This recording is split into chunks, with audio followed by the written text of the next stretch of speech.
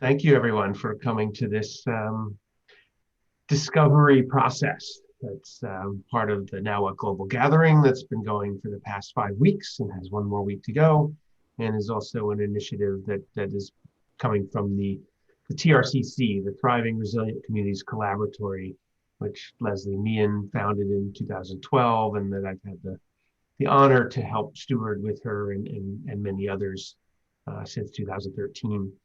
And one of the core activities that the collaboratory has engaged in over most of those years is a process of collectively, collaboratively, democratically allocating a pool of grant money in service to initiatives that are creating community scale whole systems transformation. And we've come to a point in our work where we're not sure if we'll have the same pool to work with next year, but we also feel like we're part of a larger body of practice that's developing around how to gather and distribute resources, particularly money, in ways that embody a power with and a mentality and that support and are guided and informed by grassroots wisdom, but also are open to everyone being at the table and part of the process, including those at the top of the current pyramid.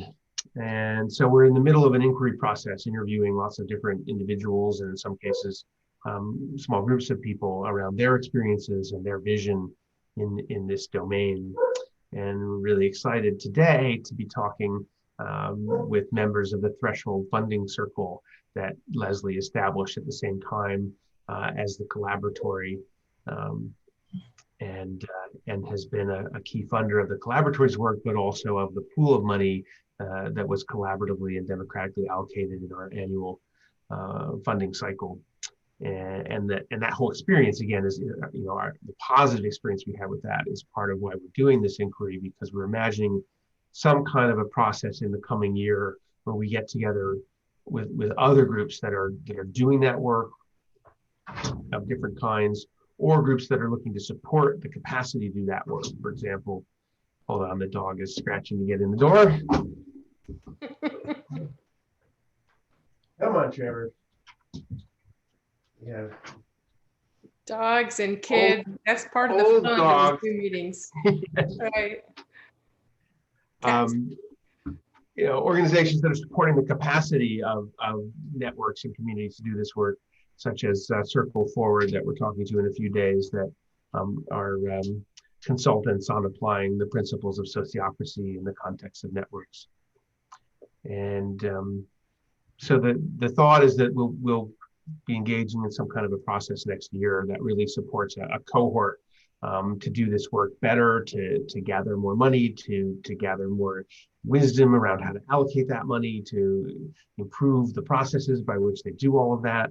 And that in strengthening that set of organizations, we'll also be strengthening the whole field with this set of capacities, and perhaps spinning off or launching some kind of a consulting project even to help many more new organizations and networks operate in this way. And that's probably enough to say for the general context of things here. Again, we're really delighted to have members of the Threshold Funding Circle that's been a partner with the collaboratory through this whole process of our own learning and innovation and exploration. And without their support, we wouldn't have had that opportunity at all. And I think one of the things also that's really been nice about the process is to have the funders at the table with the fundees, not to just to say you have to give up all your power either, but you have wisdom, you have experience, you have insights. Those are absolutely welcome at the table. And that really embodies power with.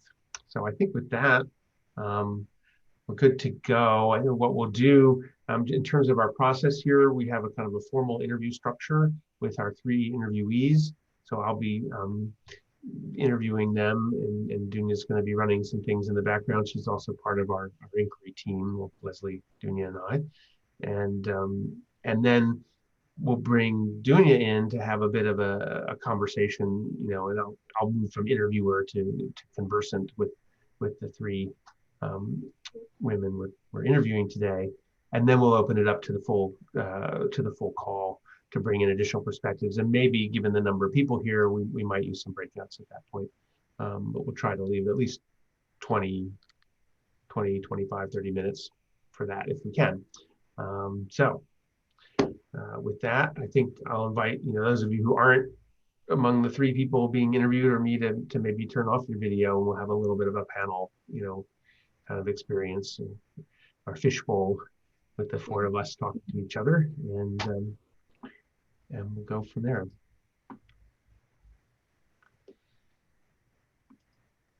And you can change your video settings to hide non-video participants if you want.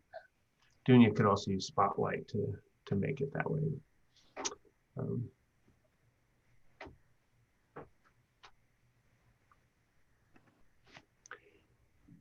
So our first question, we have 4 questions as part of this process.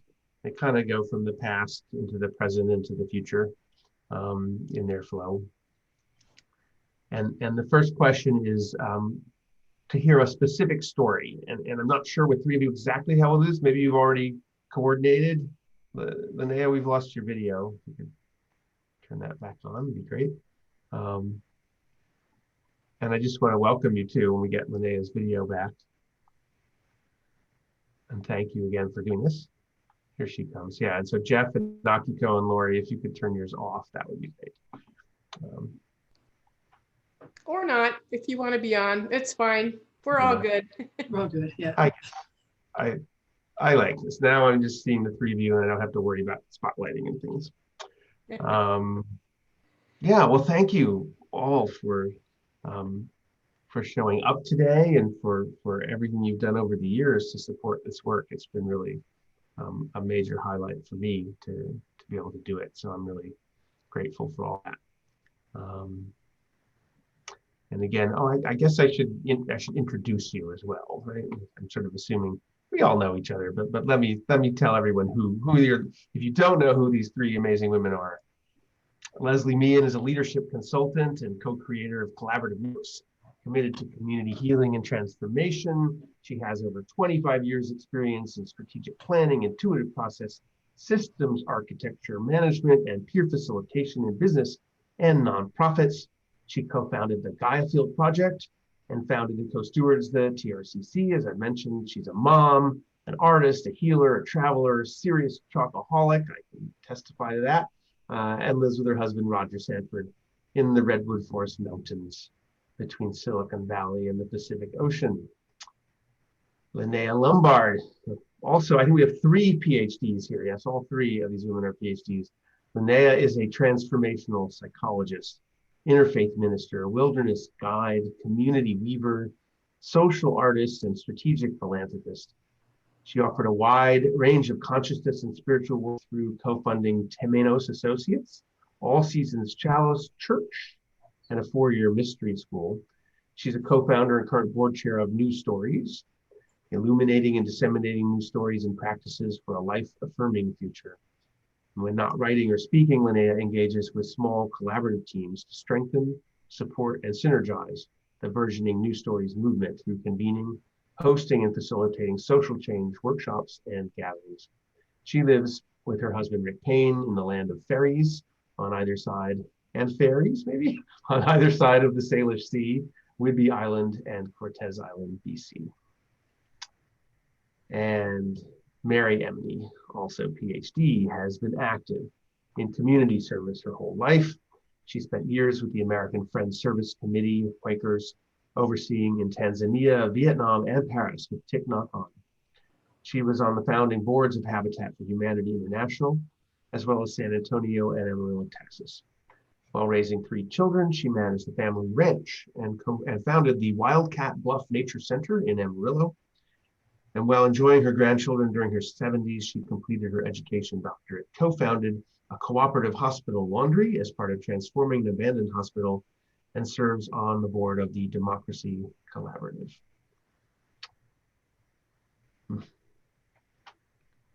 Those are some resumes. Oh, thank you again, the 3 of you, for being here.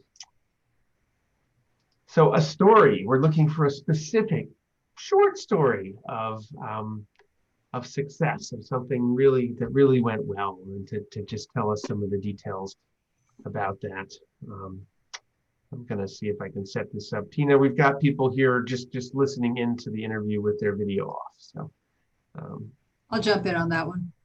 I first met the Democracy Collaborative and through Threshold. I think it was my first year. I think it was 2013 or 14. I forget. But it was the first time that at that point Threshold had pulled together a pool of $50,000, and people in the collaboratory had designed or had set the parameters for what for the grant that would be given, the whole $50,000. And several organizations were involved, and we all met at this wonderful place called Canticle Farms in Oakland, and for a weekend, and representatives of each of the organizations that had the proposal in the pool in the docket was there. And it was quite an amazing weekend, because one organization, once it got going, she said, you know, my proposal does not fit these guidelines, so I will withdraw. And it came down to a unanimous decision at that point. But what everybody said afterwards, shortly thereafter, what everybody said afterwards was that, you know, this is the first time we've not felt like we were jumping through hoops for the benefit of the funders. It's the first time we felt that we've been heard. And that sold me on the whole idea from the beginning. That was my first experience of it.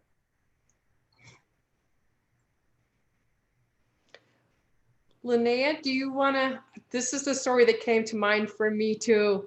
So I'm glad you hopped in with this one, Mary. And I will say, Linnea and I started the funding circle together in 2012. I noticed that a lot of Threshold members were really active in community building in their regions. And I said, well, this is silly that we're not talking to each other. So we self-organized a circle together. And up until that time when this story happened that Mary was talking about, the funders had been listening to the input from our allies in the field, but still had the control over allocating the money. And so this meeting at Canticle Farm that Mary's talking about was the first time when we said, okay, we're stepping back. Everybody who has a idea on the table, you decide who's going to get the money. And it was an spectacular experience. But I want to see if Linnea would like to share your experience about that. I'm going to share a slightly different experience. Although it's the same principle. One of the things that Threshold has in its history of choosing grants is a process called attunement, where we go into a meditation and really tune in after all of the due diligence has been done in each of the projects. We go into a circle and go into a meditation process, which is guided, and we kind of open to an internal wisdom of yes, no, and sometimes how much. And so one year, and I think it was after, maybe the year after this initial thing, I was on Cortez Island, and I was the one holding the attunement. And I didn't really know all of the people or even all of the groups that were being in the room. I mean, I had done my due diligence, but I hadn't connected with the people particularly. And so we're in this attunement and we go around, and the amount of uniformity was just astounding. And one of the things that was it was the easiest attunement I've ever seen. And one of the things that was most astounding was there was absolute complete agreement on not funding anything for one of the projects. And that's very unusual because when, when we've been in the threshold groups, we're always trying to give something to everybody. And it was, this was surprising to me because it was in a group of peers. So they were choosing among their peers. And one of the projects didn't fit for them. It was a little bit different than the first time when somebody voluntarily removed themselves. This was a situation when a project is being considered, just to say, that person gets off the phone, or that project is not in the circle when the decision was happening. So it was a very interesting process. And I was so moved and impressed by how quickly the agreements came and how almost uniform they were. Because sometimes in an attunement, somebody will say 5,000 and somebody will say 25, and then you're going to spend a whole lot of time going around and around and around in a circle until you somehow get to equanimity. And that happened very quickly. I was almost in shock at how easy and beautiful it was. And now it happens by Zoom. Yeah, no, we were on Zoom. Yeah, you were on Zoom then. Yeah, it was on Zoom because I was in Canada, and people were everywhere. This is even pre-COVID. We were doing Zoom a long time ago. Been doing Zoom for a long time. Leslie, I'm wondering if there's some, detail or particular aspect of the Canonical Farm experience that you want to highlight in your story. I heard kind of a top one in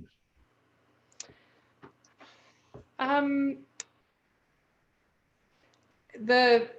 The shift in power was even more profound than I expected. Linnea was just talking about being shocked about the how different things were when the funders were not in control.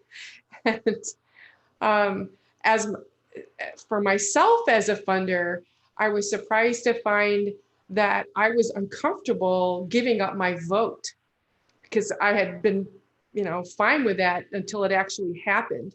But then having to sit there and not have a voice, it brought up issues for me of not having a voice earlier in my life, such as a female engineer where, I didn't have a voice or I was the one female engineer out of 150 guys. And so being heard was pretty difficult.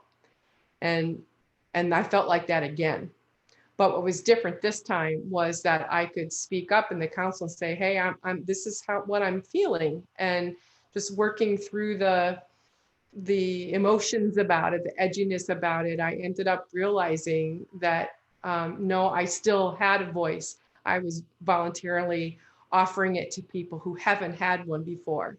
And I ended up feeling really good about that. But I also witnessed other members from the field just kind of go through their own, psychological shift in going, oh my gosh, yeah, I really, they were like waiting for somebody else to make the decision. And we're like, no, this is up to you. What do you think? And you're sitting in the seat. Oh, I don't want the seat. Well, yeah. And their colleagues are telling them, yeah, we want you to have the seat. So go for it. So and the whole experience has been like that. Every year we watch people come into the process and go, what? Really? This is how it works? You guys are crazy. In a good way. Yeah. And then just jump right in. And just jump right in. Yeah. Yeah. Yeah, the level of trust the level of trust and mutual support that comes out of this is quite remarkable. It's very much a collaborative process. It doesn't happen just by chance, though. I mean, that we deliberately, and I think we'll probably be talking about what we think makes it work next. So yeah. Yeah, well, that's a good segue. What are the elements that allowed for these success stories to happen? The the preconditions, the pre-work, the resources, the assets. What can you distill from this to say, you know, we can learn that these things, when these are present, we get this kind of success? Yeah, I'd say that probably we do get together in person, or have for the last 6 years once a year. And that's critical. I believe that's critical because there's something about being in the room where it happens, you know, that's pretty remarkable. And it's a celebration. It's a deep deliberation. It's talk about what's up. It's kind of usually a 2.5 day process, where part of it is really discussion about what's top of the agenda going forward. Where do we want to be this time next year? And then part of it is the actual attunement part for the smaller group called the council. And those meetings I think are critical. And if we have one of those a year, then everything else can be done by Zoom and done well, because you've got face-to-face and kind of personal contact. And that I think is critical. Is one critical part. The other part is a lot of the background work that gets done. One of the things that's really, I think, is part of the process, which makes it complex, but I think is key to it, is that once the hardest decisions are who's going to get, at this point, have been for the last several years, is who gets the request for proposals. A lot of people, anybody can send in ideas, but then what this attunement does, this council meeting does, is select, okay, we think we can handle this many projects this year, this many.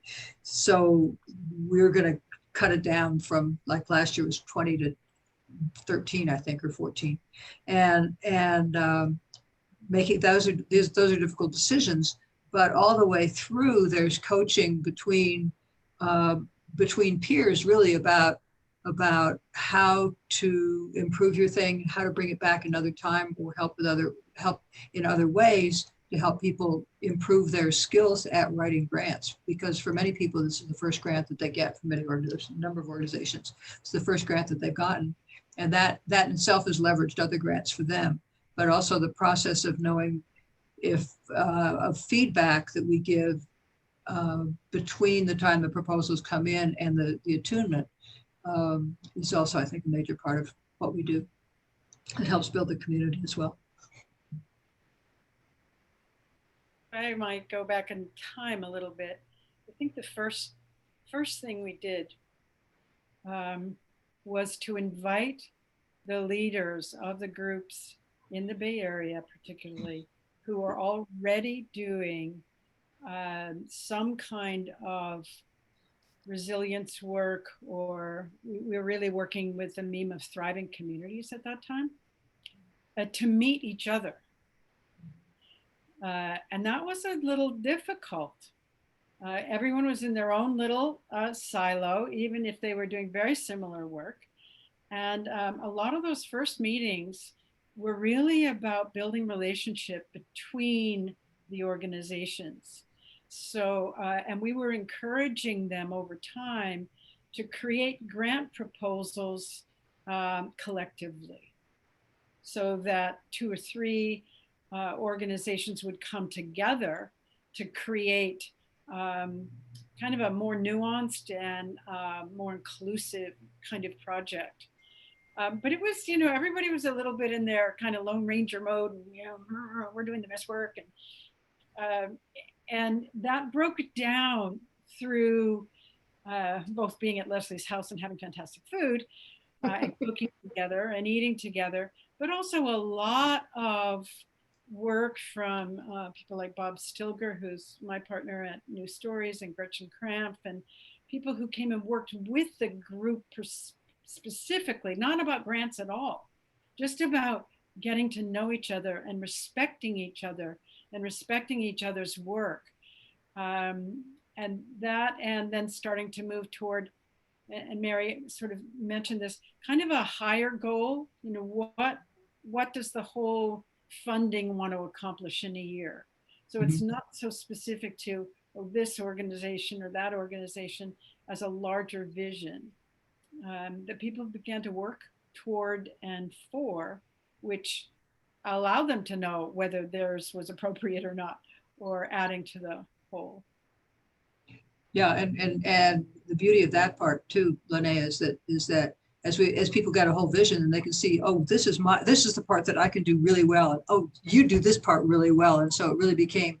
And we've had a couple of times when we said, you know, we just can't handle this many proposals, and 2 or 3 people in the room that says, oh, we can combine ours, and they go back and combine them, and then we can, you know, reduce the number of proposals we have to deal with, but give funds to everybody. So those kinds of things have happened. Leslie, you're being amazingly quiet today. I'm stepping back. I'm in a lot of these interviews, and I can't wait to hear what you guys have to say. I didn't tell you that beforehand because I didn't want to tip the hand on the questions, but this is really fun. I will also, you know, say +1 to the listening and facilitation of relationship building as being really important. You mentioned the retreats at my house, both of you had. I'm thrilled to know they're so much fun. They are. And that's part of the deliberate dance between the specific focused project that is the grant, the collaborative grant process. That's one day of that retreat, and the rest of the time is more of collaboratory networking. Because one of the elements I'm going to bring up is using people's time well and paying the field members for their time and being efficient. So we've had to dial in the sweet spot of how much time people are spending on this, and to use a lot of tools like attunement, which can take threshold days to do. And we do in a few hours, and we're done. And use Code Digital to get rankings of nominations from, you know, dozens of people. So those are a couple examples of ways that we make collaboration less time consuming and more productive. And what's interesting is that once that groundwork was made for the basic group, then new groups can come in and immediately feel part of the community and are brought in. So that's over time. We have a kind of a rule that you can't get a grant more than 3 years in a row, at least for the same kind of thing. So and there's encouragement to invite others into the dance. So every year there's 2 or 3 or 4 new people who've never been in this before, and they just within an hour they're totally part of the collaboratory, because that really wonderful groundwork was laid at the beginning with the original group. And we also, I mean, we've been collaboratively creating these guidelines too, and they've just been iterating over time. So they've become kind of like the grant criteria we've reviewed. We started with threshold criteria, and then we went through a listening process where the council members who had been through the process developed their idea of what the grant criteria should be. And we've pretty much, you know, tweaked them a little bit, but have been using the same criteria for the last couple of years. But there's a big difference between that grant criteria being, you know, delivered on high by a set of funders that you don't know, versus grant criteria that have come from the collective. Yeah. But we got it now. So it took time to develop the criteria and the ground rules and the guidelines and all that, but we've got it pretty well dialed in for at least this kind of a model. Yeah, The dog needs to see that out.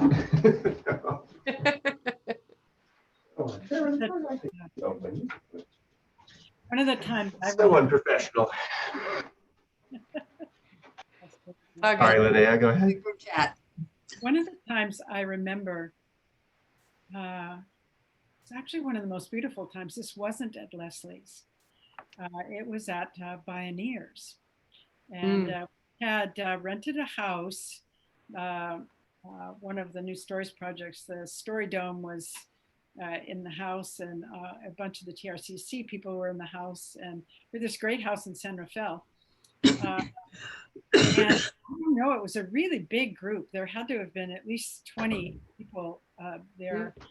And I don't remember all of the content, but there was some really beautiful teachings in that group meeting that was connecting what TRCC was doing to a much larger field that was being represented by pioneers. So we haven't always met at Leslie's. We kind of meet where we can sometimes, but kept the pulse going of really inviting a wide range of groups working in different domains of the same thriving work to come together. And everyone's starting to learn about respecting each other's place in the process. Whether it's some people working in law and some people working on food and some people working on energy, to kind of unsilo the Thriving Communities movement. It's an ecosystem. Yeah. It's an ecosystem. Yeah. And I want to name another element of success in this process is the ecosystem of funders who have stepped up and said, I want to support this. There's been a huge group of people within Threshold and some other aligned funders outside of Threshold who have been, right here with us. The three of us are speaking for this group right now because we have the most experience on the council of over the years being members in the council. But several of people on this call and other people outside the call have been supporting, funding, playing roles during the council meetings. So it's really felt like a funder friend ecosystem too. And I just love that. Beautiful. Let's move to the present moment. And I'm thinking that the context for this question may be a little bit tricky because the funding circle that you all have supported for all these years is sunset in August. So we're not sure exactly what form the work takes or the relationship is going forward, and from that perspective. So you'll just, I guess I invite you each to create the context that makes the most sense for you in terms of the intersection between your work in general and this idea of supporting collaboratively managed pools of money, whether that's philanthropic or investment capital or integrated combinations of the two, to the extent that that fits in with what you're doing now and want to do. If you had 3 wishes right to support the success of your work in going forward, what would they be? Why don't we each take one? Well, my basic nature is thief. I love to take good ideas and see if I can make them happen here in Amarillo, which is in the middle of Trump country, Bible Belt, beef production, everything that we technically don't like. But we're a very philanthropic organization, except from the perspective, a city, except from the perspective, I think we were rated the second most philanthropic city in the country, actually. But it's mostly people are really good at helping people stay where they are and not transformative. So I was talking to this with the head of our local community foundation, and they've now started a fund they're calling the Equity Fund, and basically representatives from various of our different communities, the 3 main ones being the Black community, the Hispanic community, and we've got a lot of refugees here and representatives from the refugee communities, of what they all need, and we collaboratively work on how that's going to work. So that's as far as we've gotten with that here, but we're pretty excited about that. That's just launching now. So this we're raising funds for that right now. So that's what we're doing.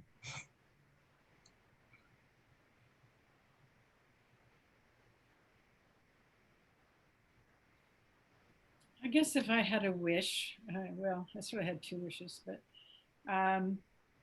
one is that we could interest a whole bunch more funders in this model of being willing to work with and really be in the field with, because as a funder, it's easy to write a check. It's a lot more difficult to be on endless Zoom calls and go through all the deep process of meeting people, understanding what they're doing, how they interact, how they connect with each other.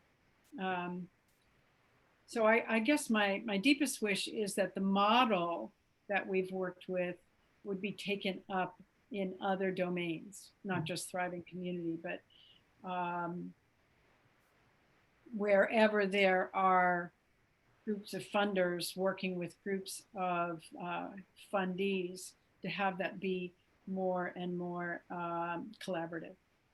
I'm a big collaborative fan. I feel that collaboration is evolution, and nothing happens from being a Lone Ranger or Emperor, as it were. And we need to be working together at all levels.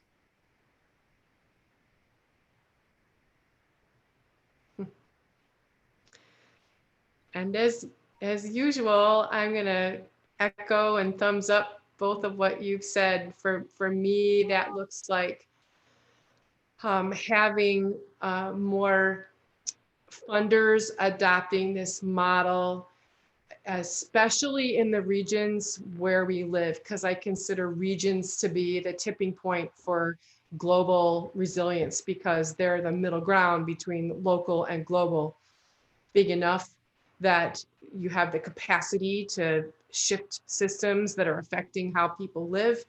That's small enough where people can get to know each other and build relationships together, which is the heart of resilience.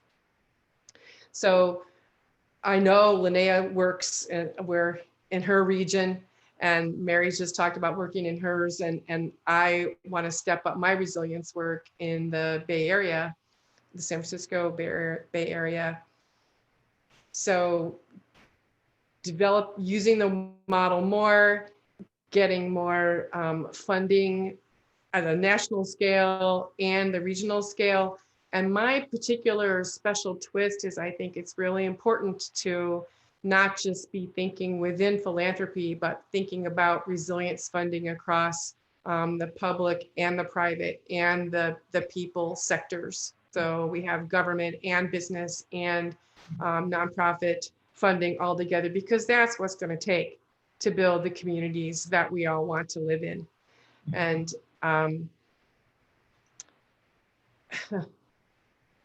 we don't have the systems to do that right now.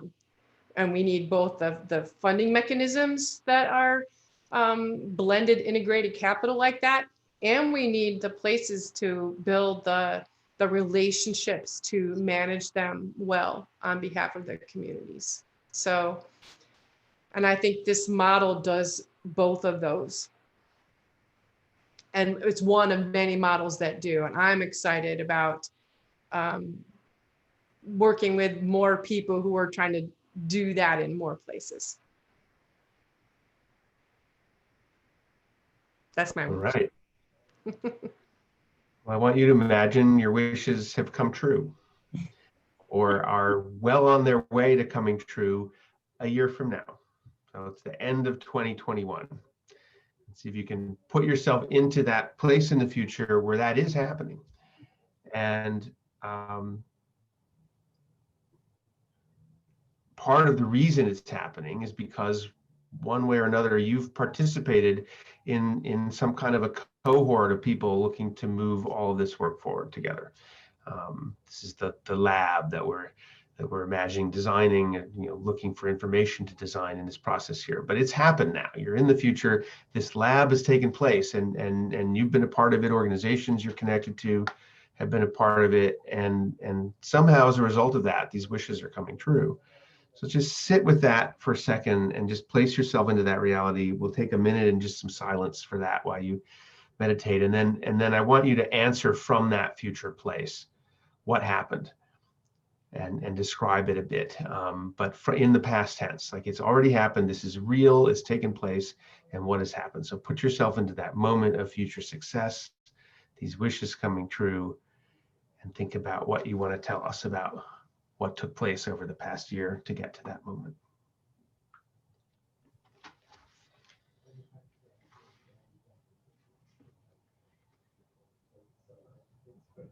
No, I'll give you a chime at the end of a minute.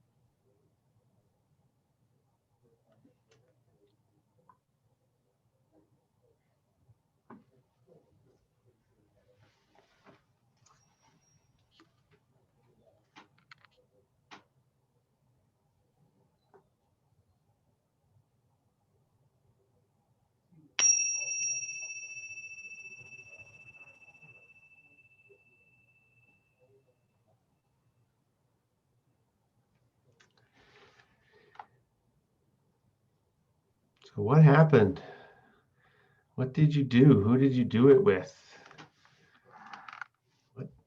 What brought you to this successful place?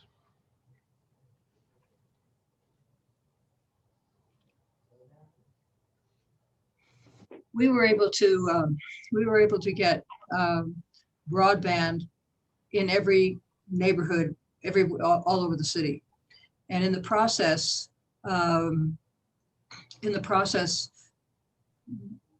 not only give all kids access to education that's much higher than is available right now, but also developed relationships among different groups within our community who really have at this point no reason to talk to each other, and to see what each has to bring to the whole. And we got more and more people excited about funding more work.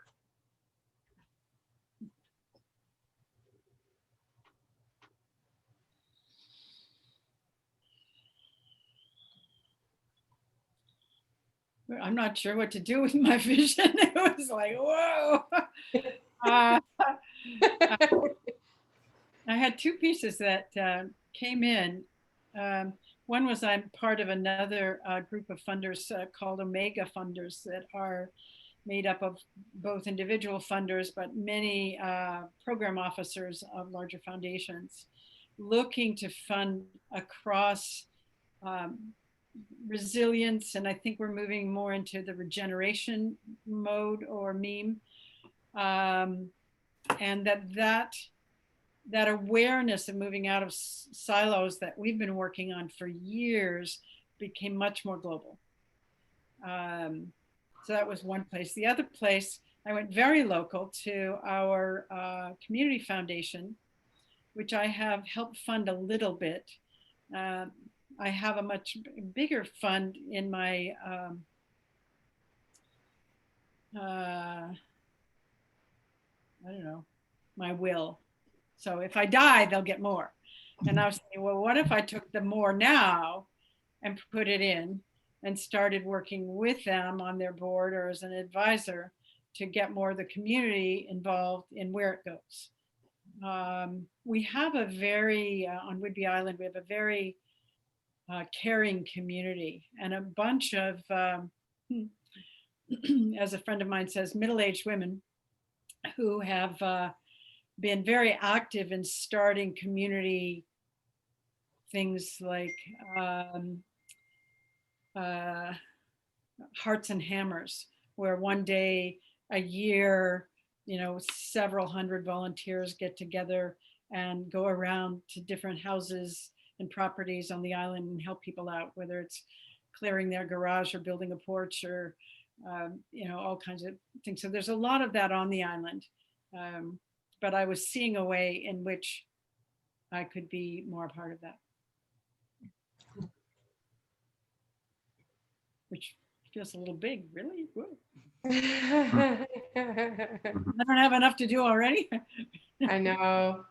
I can relate to that, Linnea. Are you complete? Yeah. Yeah.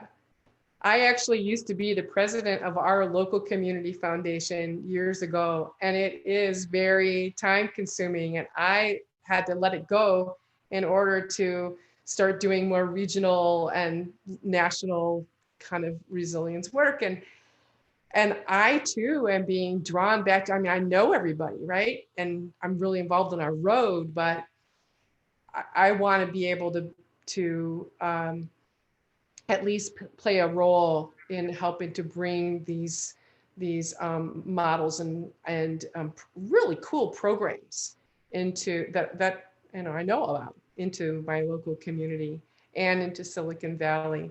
So that's part of what the lab did for me, is that it gave me a structure to work with other people in the Bay Area to build an infrastructure to do this model across the bioregions in the Bay Area, and to keep working together as we do that.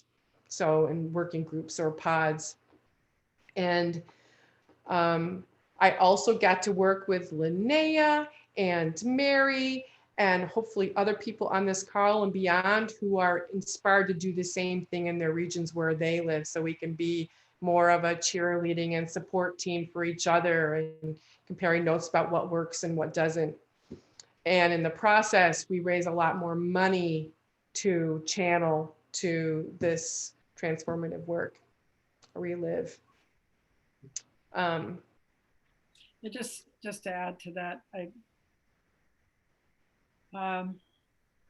probably many of us on this call, visible or not at the moment, have poured a lot of energy into the election. I know a lot of my money has gone in that direction this year, and I'm pretty relieved that it has the option to go someplace else in the next 4 years. And I really am behind the Biden cause of Build Back Better. I really want to see our communities building together. And I think we have an opportunity and a more favorable field in which to work in the next 4 years. And I feel it's a really important time. Oh. Maybe do just one more round, staying with this vision again, and speaking back from the end of 2021 to what happened, and maybe feel free to be a little playful and just imagining what could have taken place, who you did it with, or what kinds of support and resources showed up to have the work be successful. Just sort of add some more details to what took place in 2021 that brought you where you are.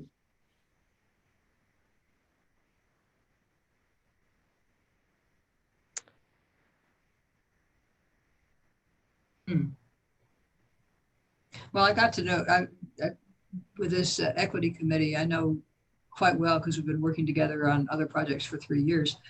3 of the other people, but there's the others I don't know at all. And so one of the things that I see is getting to know and really do some deep thinking with people that I don't know yet. And I'm excited about that. People who live in parts of the community that I'm not really familiar with. So I'm excited about that. And then also from that, being able to talk to my potential funder friends here about, figure out how to spread that word to get more people engaged in that work.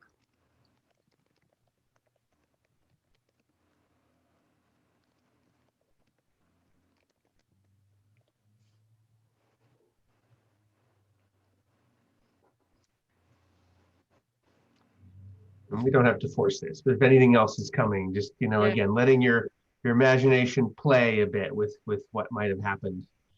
I'll see go. where it takes me. One of the things that we're doing at New Stories is working in a lot of communities already uh, to create dialogue, particularly around resilience. And some of that work reaches down into like Paradise in Northern California and up into Canada in the Comox Valley and into Oregon. And there's a whole aspect to community work that's, I think, quite invisible to most people, particularly about what it takes to do it and how to bring people together in ways that are creative and useful and lead to something and not just yelling at each other. And I think there's a growing body of facilitators that know how to do that work. And I feel like part of, if I go swing to the future and talk back, part of what I have been able to do is get more of that work visible and more of the facilitators having work and more of the communities getting to taste what it is to build together.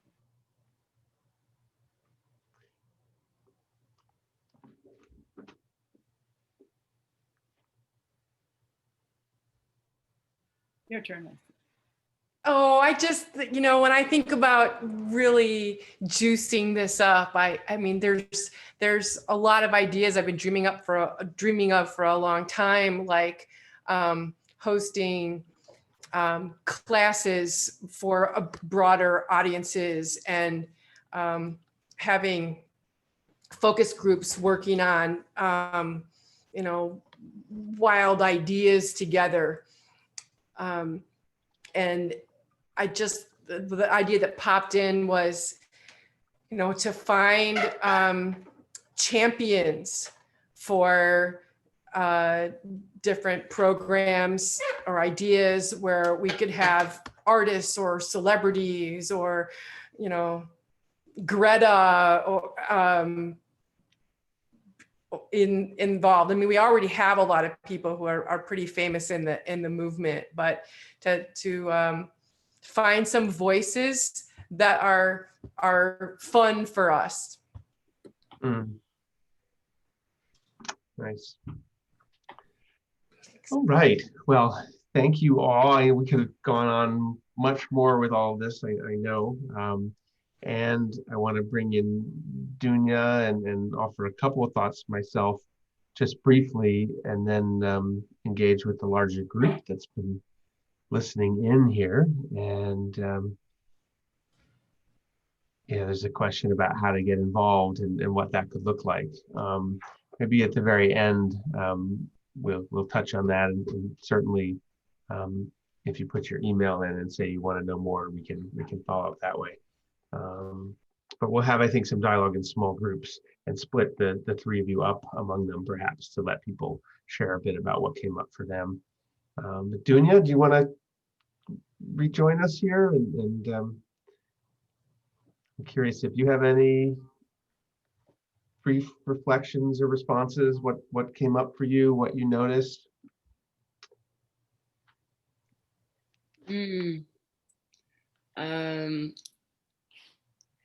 I guess one thing that came up that was surprising was in the story of success, and hearing the attunement and kind of the flow or the consensus that kind of emerged so easily and naturally. I nearly had resistance. I was like, well, it's not supposed to be that easy. They can't be doing it right if it's that easy. And so that was really interesting to notice for me personally, but then understanding that there is a deep understanding of the pre-work and the alignment perhaps, and that it's not any situation and that there is a lot that goes behind that happening. So that was interesting for me to experience. And it seems like there is so much awareness of that invisible work that you talk about. So that was something that was interesting for me. So important. You know, I don't know if we said this clearly enough, but in each of the meetings, anyone who is presenting a proposal gets to speak and have kind of like this, be interviewed and have people ask questions so that the whole group gets to really know deeply what the project is. So it's not like we're going cold into an attunement. Yeah. There's really a lot of due diligence that goes into the process ahead of time.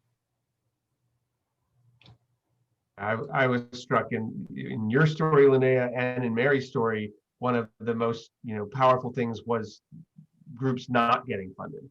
A group choosing to step back, or the whole group just saying, yeah, that one doesn't fit, and how gracious and easy that decision was. When we think about how painful that could be if we're really sharing power in this way.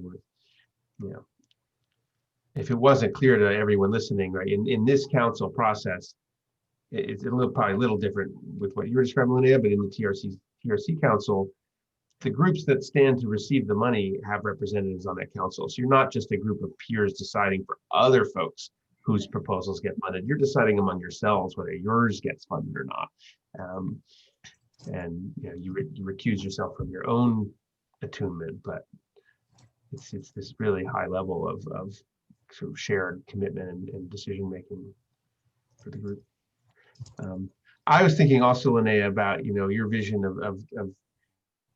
of more of the facilitators and holding space for bridging divides, and how much that's needed and as part of this work going forward. If we're talking about community scale transformation and the community is bitterly divided against itself, it's one thing to tear stuff down, but if we're going to build something new, that just doesn't work. And I'm waiting for the New Stories network of this amazing global cohort of leaders at facilitating process, among other things, to find its mission as a network, I think. And so I got excited hearing you say that and thinking, yes, you're going to unleash the New Stories gang on the world.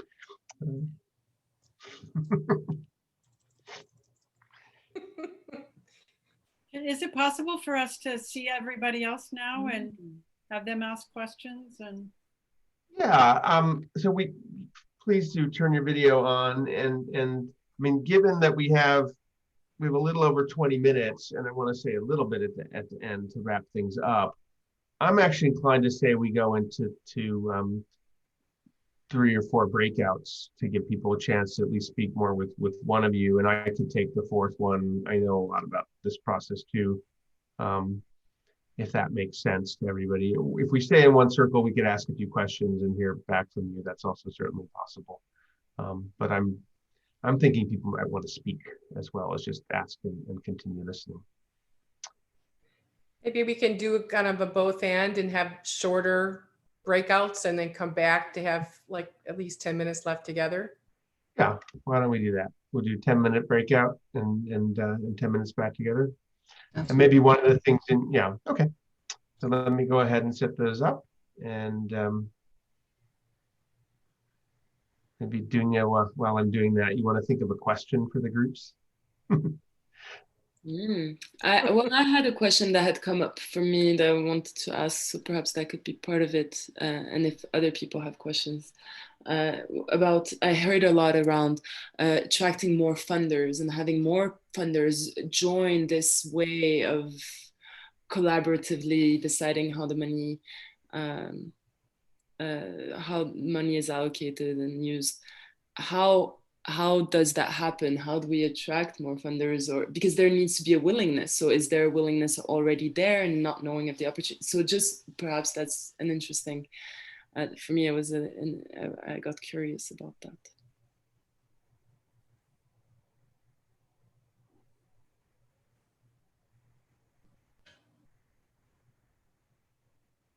I'm having some internet issues here. I'm probably no, I am the host again. I had the breakouts all set up and ready to go, and now it's lost them. Let's do this again.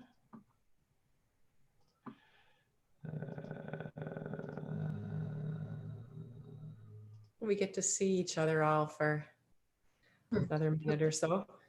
Right. Maybe we're not meant to break out if it doesn't go.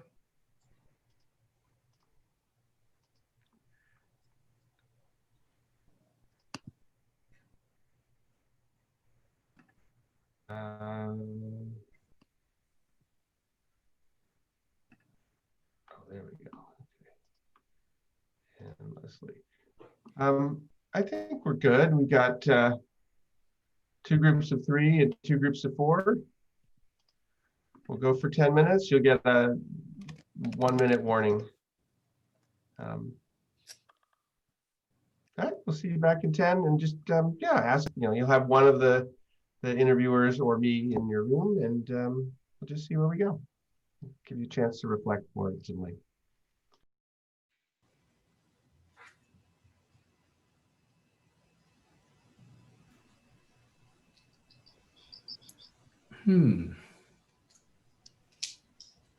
Hey, everybody. Hi there. Good to see you. Well, we don't have too long, so why don't I just see, what people want to talk about? And I'm not going to say anything more. You've heard a lot from me already, but John or Akiko or Dunya, do you have any burning questions or ideas that you want to share?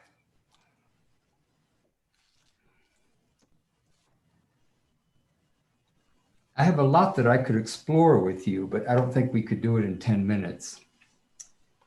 I made an observation that was kind of fascinating just in terms of my experience with Threshold. When you and Linnea were sharing, what it's like to kind of release and share your power over distributing funds with a wider group. I remember in 1982, I think it was the first Threshold Circle. And it was it was a very radical step for a group of, I think it was about 10 people who formed the first circle for the foundation to try and give away money as a group. They all put their own money in, they all submitted their own projects. And then it was up to them to decide how to distribute the money as a pool to the projects that they had actually proposed. So it seems very, very kind of tame and contained relative to what's going on now. But it was a huge step and very difficult for a lot of them to see their projects not get as much money as they put in, for example. Well, my project could have gotten more money, Anyway, so it's really interesting to see how it's all evolved over the last 10, 20, 30 years in that process. One of the things I'd like to explore, I don't know what potential there is. I work in a field that's sort of related, but not in the way that you guys are working. I work very closely with 3 organizations that are interconnected. The Findhorn Foundation, I live in an eco-village part of the time. Been involved with them for 40 years, more than that. And we're going through a major evolutionary transformation that's kind of driven by COVID, but it's, crisis is opportunity, having to cut our staff by about 2/3 and find ways to support ourselves, given the fact that 80% of our revenue is no longer available since we can't do in-person programming. So this is fascinating, and I coordinate the donations from US donors, and fundraising appeal went out today. We got about 80 donations just today, but they're small relative to the need. And then I work with Gaia Education, which is a education for sustainable development globally, and the Global Eco Village Network, which has its 5 regional hubs in different continents.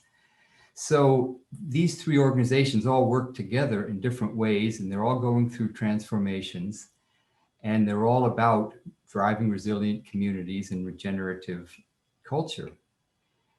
And one of the big questions for us is dispersed leadership versus strong central leadership. In these times of crisis, strong central leadership seems to be emerging in ways that are very productive, but there's also an interest in creating this more and more dispersed collective leadership, which is how the Global Eco Village Network is trying to reorganize itself, and all these different models and studies and very, very engaged collaborative process. It's long, it's tedious, it's rich.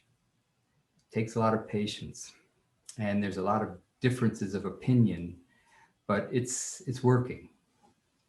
So that's sort of whether or not there's ways of partnering is just something that I'm open to looking at. Wow. Thanks, John. And I've never met you, but I know David Nichol and Cynthia Jors and do some of the work with them. And so I know you're so involved, but we just never crossed paths. I know, I'm just listening like, okay, we have a soul brother here. Yeah. Yeah. Yeah. My good friend Max Milton wanted to be on this call, but he said he's going to write you separately because he's too busy to be on the call and good. give Yeah. you guys kudos for what you've accomplished. Yeah. We should definitely keep talking. This is wonderful. Yeah. There's a lot I could say even here, but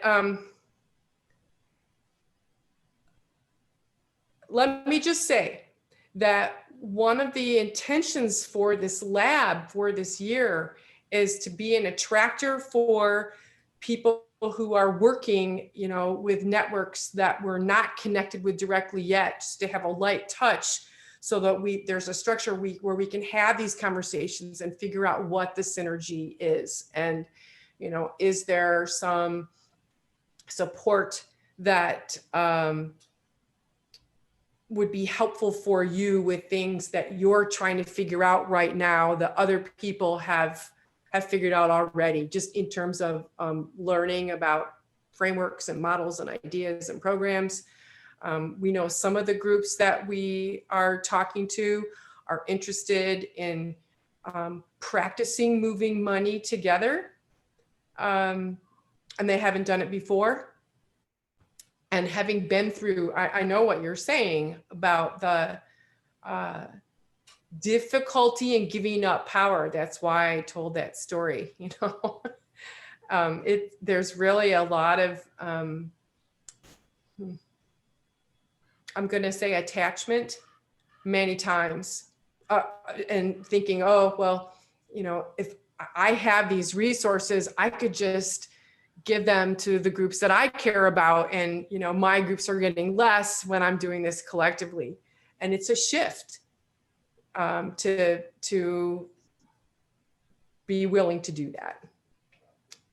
But how else are we going to make it through to share the resources that we have, the limited resources that we have, with our best collective wisdom? So as the playing field gets larger, the same sentiments are there, but there's progress. It's like a different level on the spiral. Yeah. Yes. Yeah. We only have a minute. Is it Kiko? Do you want to share?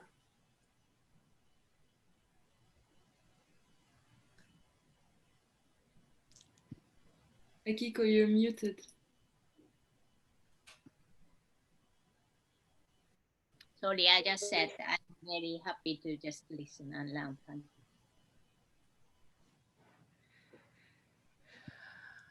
you. So John, think about what a good next step is for you. And we'll talk more when we get back about what the next steps are for this process. I think, Junior, and I know we'll be able to talk afterwards too. Do you have anything that you want to share with this particular group right now? No, I'm really feeling same sentiment as Kiko. I'm enjoying listening. Okay. Mm-hmm. It sounds like the two of you, it's a wonderful thing that you're meeting, and I'm really sensing that. Yeah. Yes, I've heard your name a million times over the years, John. It's just must be time for us to connect. Well, do you know Jeff Clearwater also? Sorry. Jeff Clearwater? Yeah. Yeah, sure. Yeah, you must. So he's been a member of the collaboratory since the beginning. Okay, well, yeah, I knew him from way back. We're still friends. Yeah, But yeah, yeah, from Sirius, back in the days of Sirius Community, Massachusetts, when he used to live there. And right. yeah, Village Lab. we communicate about once a year. Yeah, Interesting. yeah. So there's a lot of synergy, but it does, and history, but it's time for the next stage of evolution here. It's a complex operation that you're engaged in. And so that's what I'm sort of opening to. How do I kind of get my head around it, around the mechanics of it and the details? Well, it just so happens I just updated a white paper, so I could share the white paper. All right, welcome back, everyone. And why don't we just hear, a little bit of sharing, not a summary of your conversations or anything, but is there a nugget that anyone wants to share that had, meaning or value to you? It was an insight or a surprise or just touched you or moved you.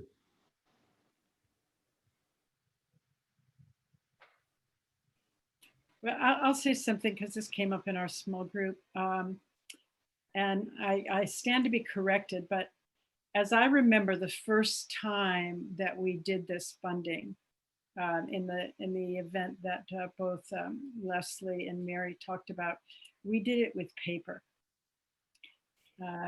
If I remember correctly, we wrote down, and it's much more anonymous than like speaking.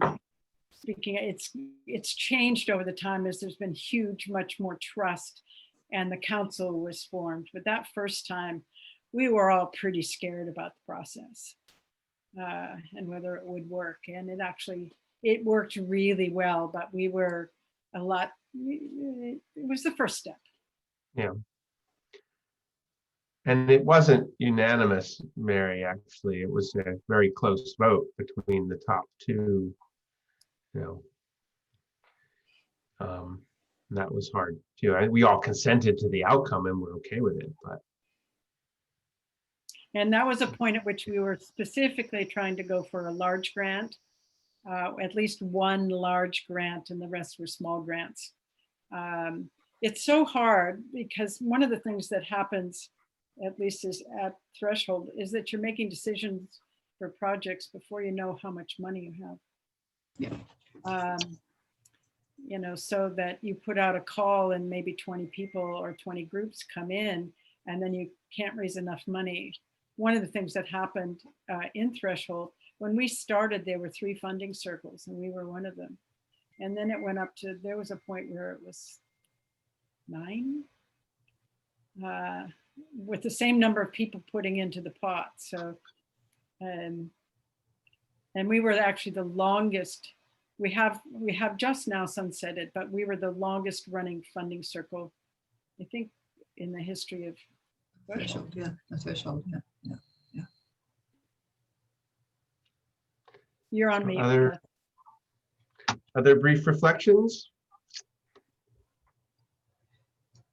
I'm delighted to see several people are putting in the chat that they want to follow up. So we'll arrange a call later in the hopefully after maybe the first week or 2 of December, just as a follow up to see where we're going. So let me echo that, Mary. I think we will, by probably second week in December, have digested some of the feedback from this interview process and have a first straw person proposal to put up about what the next step might look like. That anybody here is invited to participate in drafting that proposal if you want to. And we'll certainly invite you to the call in December or calls. And in the meantime, if you have, we haven't had much time for lots of people to share here. If you have a specific project that you're thinking of that you would want to be part of the lab this next year, and you haven't had a chance to talk to bring that up today, feel free to follow up with probably, me or Ben. And we'll factor that in. We want to make sure we get as much realistic wishes included in this. And I know from talking to John that we have all kinds of synergy, and it's all these systems are so complex, it's kind of hard to know what the next step is. But I'm happy to brainstorm with people who are trying to think that through. What one simple next step would be if there's an initiative, an organization that you'd like us to interview as part of this process. We're going to be continuing this for another couple of weeks. And that's also a step towards, not a requirement, but another way to get involved in what might happen next year is to build that relationship through these conversations. Mm-hmm. But I'm curious for some of the people that, you know, who weren't interviewed, and we have a few more minutes to hear from some of the folks that were more witnesses to all of this. What inspired you, or struck you, puzzled you? Trey? Well, I just, for one, want to express my gratitude. I have a real heart for the legions of facilitative talent that are on this planet, and I believe that there is a place for convening and for conversation, particularly in the world of finance and shifting from the dominant ethos of speculation to more one of stewardship. And hearing this has just been really encouraging. I was very grateful. Linnea, thank you for your clarification of my question in the breakout group.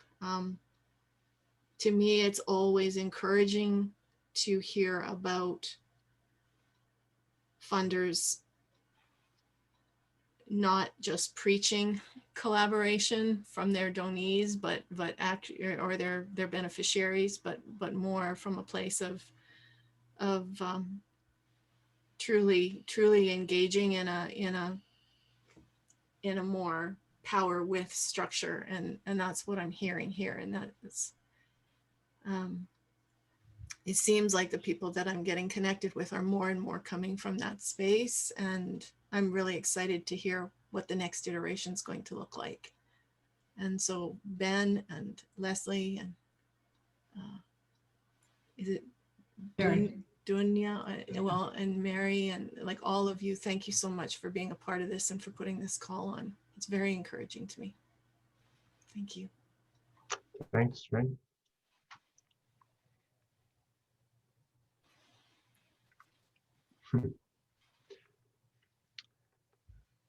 One more reflection maybe before I just offer some closing, sort of what's next. Or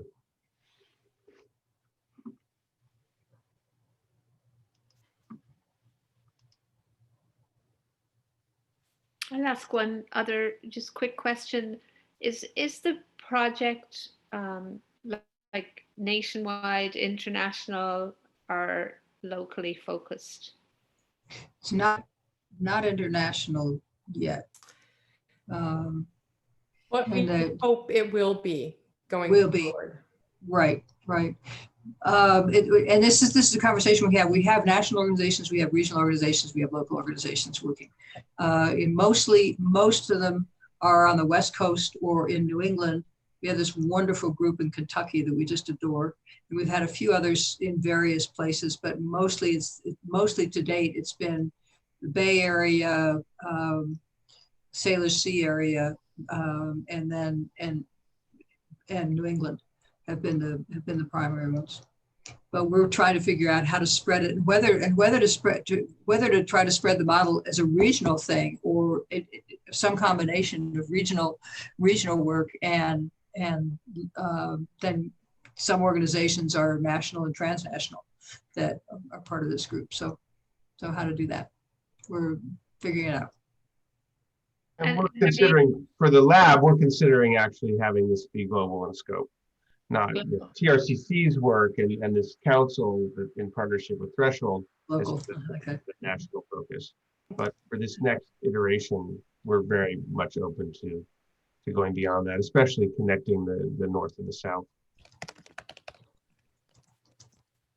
And the thematic focus are the three areas you said in the email: the climate, economy, and justice.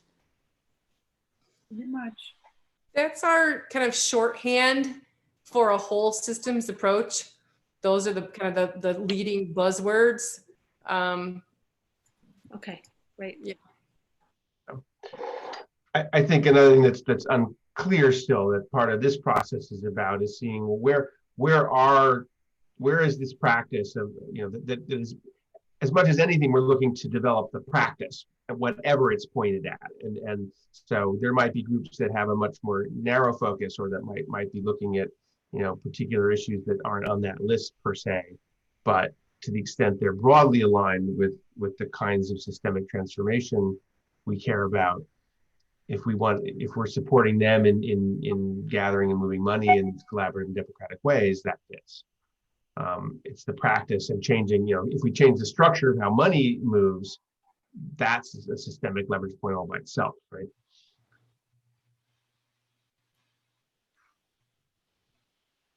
Well, I see we're at the end of our official time here. We can linger a few minutes more, but let me just say a couple of words to wrap up, and then if people want to stick around, and they can, yes, local.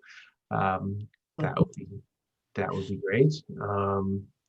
So I think did I put into the chat the link to the blog post? Maybe not. This has the schedule for the remaining interviews that we've already booked. So there are more this week, and there'll be more coming as well.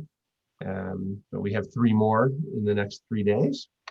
And then there'll be another round of them continuing into at least early December. And then the step from there is to be synthesizing and reflecting on what we've learned to create a kind of a report about that, as well as a proposal for this lab concept, and to have that be well funded, well resourced, and have a really exciting and inspiring cohort of organizations and individuals participating in it to move this whole field forward. So that's our goal, and we'd love to stay in touch with all of you. Hopefully you know how to connect with us if you're involved, if you know a network that's experimenting in this terrain or would like to learn more about how to do this and isn't doing it now.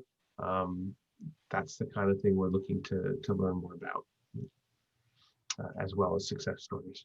Leslie, any final words from you as the putting your co-lead hat back on here, or Dunya?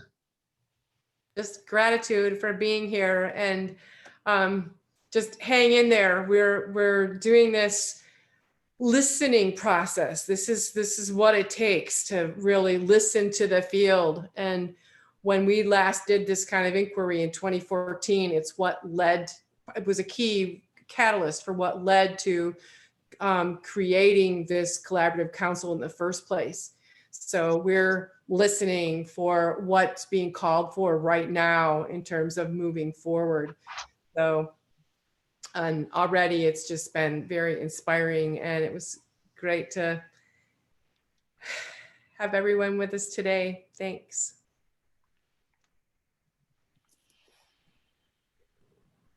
Thank you. Parting words, Dunya? Gratitude is a really good one. I joined this core team. I have the privilege to join this core team, and really as a learning process. And I'm learning so much by listening to all of you. So thank you for taking the time. It means a lot. Thank to you. be able to reflect and to be part of listening. Yes, well, and thank you so much, Linnea and Mary and Leslie, for taking the time to be interviewed today. Right. Thank Fun. you. Fun. Yeah, thank you. Thanks, everybody. Thank you, everybody. Take care. Be Bye-bye. well. Well, bye-bye. Thank you all. Bye. Bye. Hi, Mary. Stop recording. Just well,